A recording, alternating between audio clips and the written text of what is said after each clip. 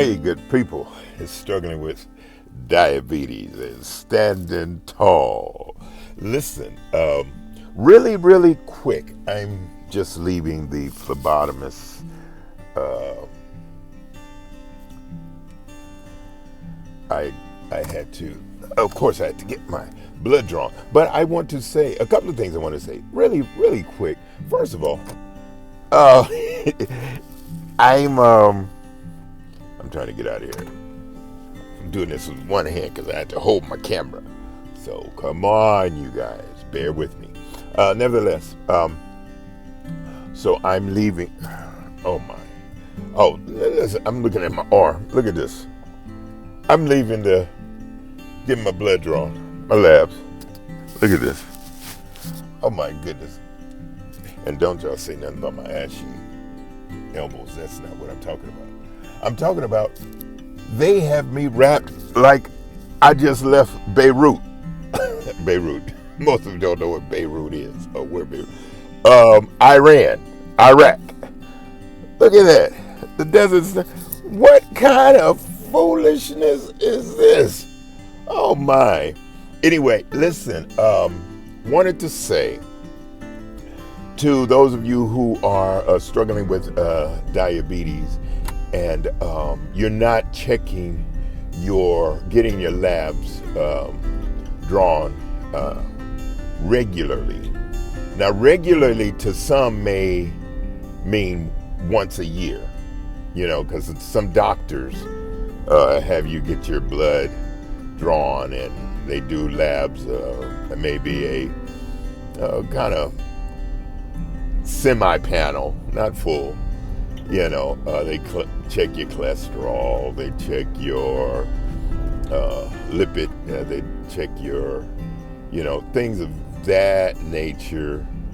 But what you really need to do as a type 2 diabetic, which I'm pretty certain most of you are doing, you want to be checked regularly.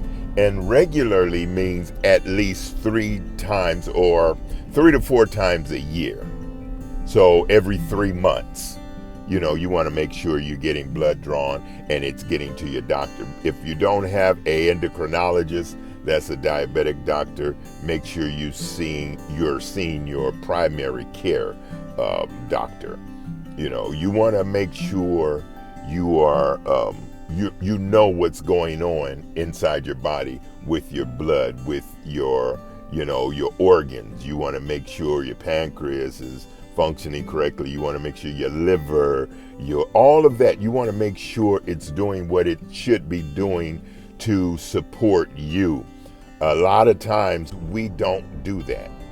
And because we don't do that, we find ourselves in trouble, because the time, or we get to the time where, things are broken or things are not going well.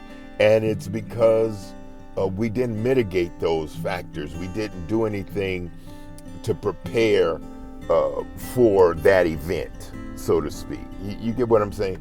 So I'm just encouraging you. Oh wow, maybe this is the wrong way. Maybe I shouldn't have came down this street. I'm encouraging you to make sure, you're getting your blood checked. You're getting on a regular basis. Like I said, every 3 months. You want to make sure you're getting your A1C tested. Where you want to make sure you're getting a A1C test. Matter of fact, I go into depth with A1C and different tests like that. Fructosamine. Those tests. I got a vid out. It's called A1C. Check that out. A1C. And I go into depth, or I go into detail on what that does, or what it shows, what it reveals, and how important it is to you as a type 2.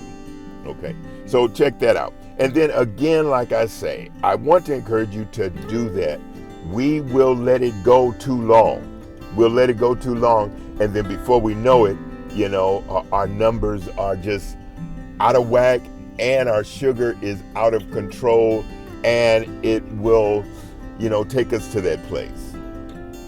So do that for me. Do that for yourself. Drink some water. Make sure you stay hydrated.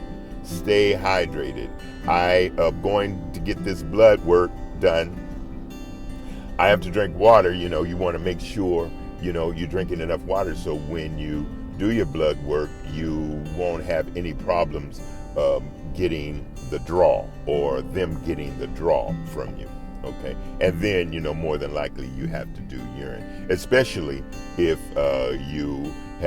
if you're a chronic kidney disease patient, such as I am. Although I have a transplant, still, I still have what they call chronic kidney disease. Okay, that's it for our 2 for 2. All right, take 2 for type 2. I'm going to talk to you later, and you guys take care of yourself. Bye for now. Here it comes. Get out of here.